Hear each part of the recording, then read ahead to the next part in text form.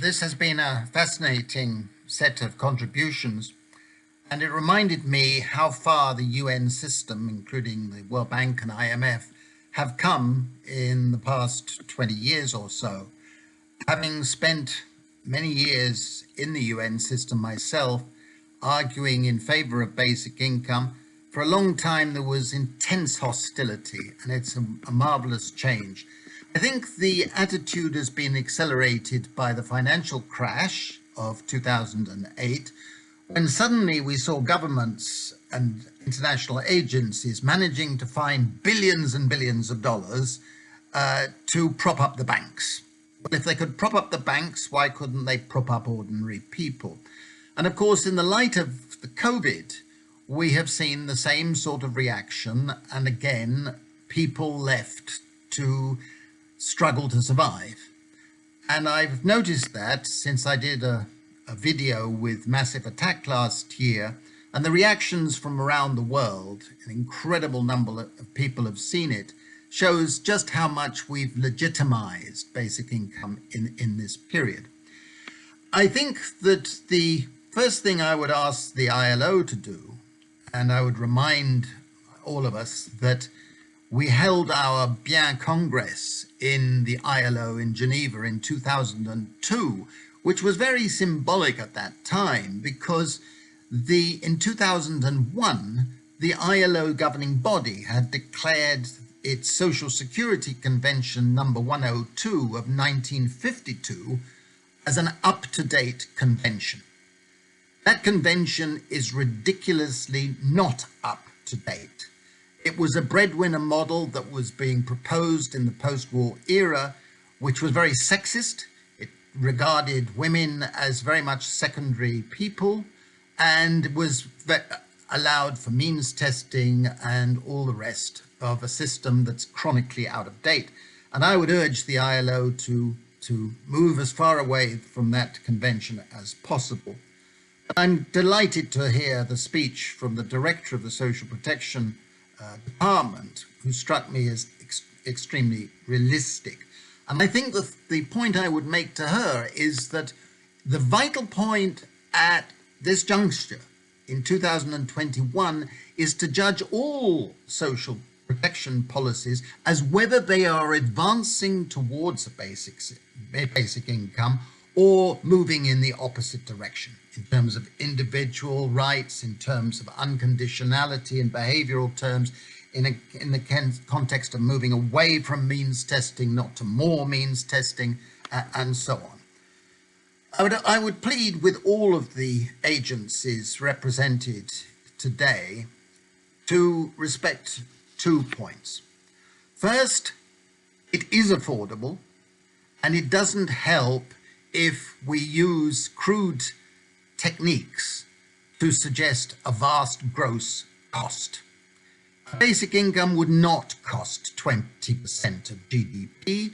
That sort of back of the envelope calculation where you say the population is this size, a poverty line is this, and therefore you multiply the one by the other and you get a gross cost. It wouldn't work like that.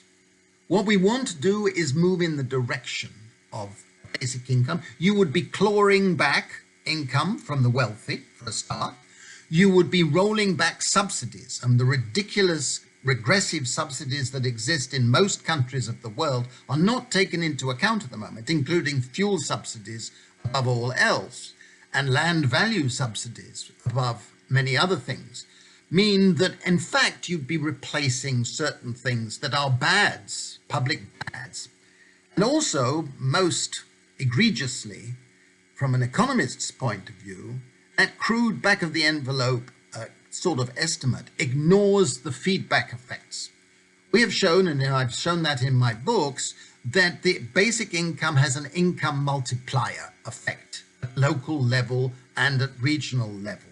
In other words, it generates more income and it generates more taxable income. If you don't take those into account, your exercise is completely fallacious. And it also has beneficial public health effects and sanitation effects And in education, it makes it more effective. The evidence is overwhelming from pilots across the world that these effects are real. That means there are lower demands on other public services and therefore lower costs. So you've got to have a dynamic approach. And I don't think it is useful to present from the international UN system estimates that can be used by reactionary forces, even though they're perfectly honest in the way they were presented.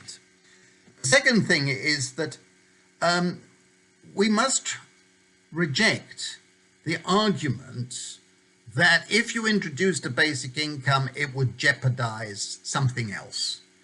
That's not correct, because as Albert Hirschman said, every time a new progressive policy is proposed, that argument is used. And then as soon as it's introduced, that argument disappears. I believe that a commons capital fund approach would be the best to build up the funding based on carbon taxes. Carbon taxes need to be high, otherwise the threat of extinction is terrifying, but they can only be popular and acceptable if you recycle the revenue so to reduce the regressive effects. And that can be done through a fund paying out, helping to pay for the basic income. And then, besides carbon taxes, we need to realize we live in an era of rentier capitalism, where more and more of the income is going to the owners of property, wealth. Wealth inequality is much greater than income inequality. And the discussion shouldn't focus on income tax, it should focus on wealth tax, carbon taxes, and land value taxes, not on earnings from production and the provision of goods and services.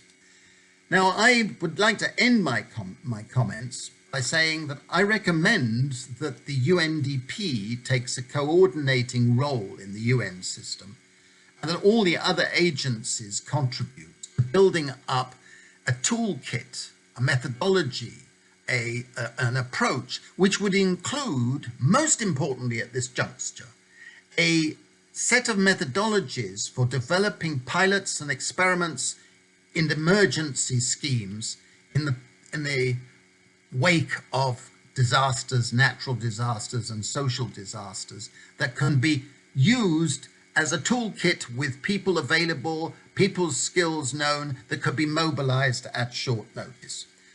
I think the ILO and the UNDP and various agencies that are represented here today could also be developing a systemic knowledge base. Because now we have about 100 pilots ongoing at this very instant. I seem to be consulted on one or other of them almost daily.